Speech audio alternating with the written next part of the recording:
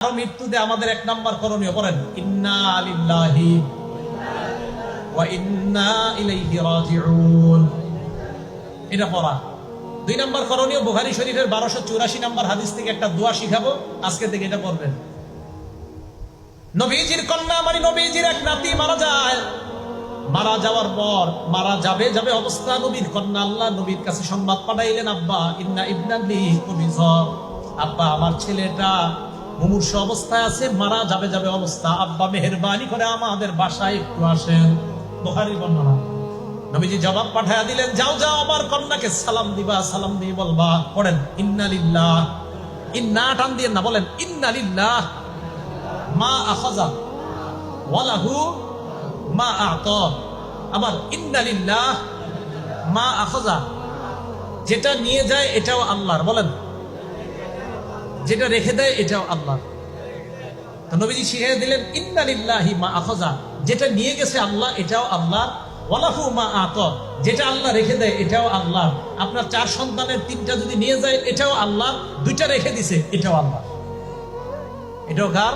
আল্লাহ। ওয়া কুল্লু শাইইন ইনদাহু বিআজালিন মুসাম্মা, আল্লাহর কাছে প্রত্যেকটা জিনিসের একটা নির্ধারিত সময় আছে, ওই সময় আসলে তোমার সন্তান চলে যাবে, এটা আল্লাহর ফয়সালা।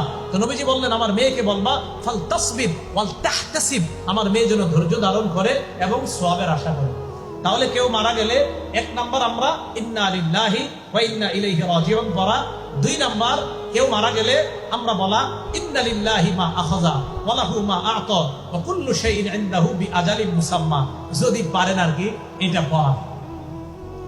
তাহলে 9 নম্বরে বর্জনীয় গুলা সব শেষ করি নাই তো। বর্জনীয় 1 নাম্বার ছিল আপনার তাজিয়া মিছিল করা, এই নজরানা পেশ করা, 2 নাম্বার মুরসিয়া, 3 নাম্বার ওই মাতম করা, 4 নাম্বারটা বলি নাই তো। 4 নাম্বার হলো আপনার ওই দিনকে কেন্দ্র করে কোনো মান্নত ইত্যাদি কি করে আল্লাহ জানে, এগুলা করে খিচুড়ি পাকানো, এগুলো আপনার বাসায় পাঠাবে, আপনি খাবেন না।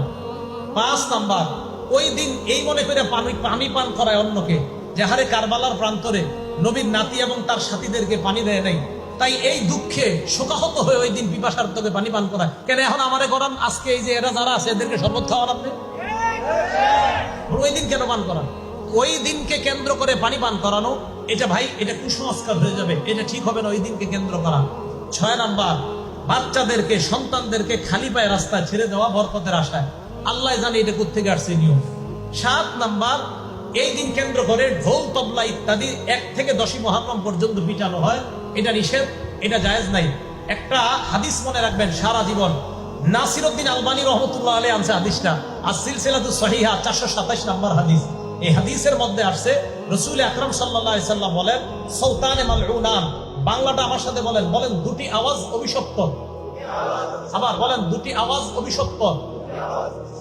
এবার 1 নাম্বার বলি, বাংলাটা পরে বলবেন। 1 নাম্বার সৌত মিজমারিন ইনদা নি'মা, বলেন কোন খুশিতে বলেন কোন খুশিতে বাদ্যযন্ত্রের আওয়াজ, তাহলে বিয়ের পার্টিতে ঢোল তবলা ডেক সেট বাজানো, গায়ে হলুদের পার্টিতে ডেক সেট বাজানো, এই আনন্দে এটা বাজানো মানে শয়তানের আওয়াজ, অভিশপ্ত আওয়াজ আপনার বাসায় চলতেছে, আর এই অভিশপ্ত আওয়াজের মাধ্যমে আপনার মেয়েটাকে আরেকজনের হাতে তুলে দিল, এটা অভিশপ্ত আওয়াজ। আপনার বাসায় বিয়েকে কেন্দ্র করে যে ডেক সেট চলে, ক্যাসেট চলে, এটা অভিশপ্ত আওয়াজ। তাহলে একটা পাইলাম। 2 ওয়াসসাউতু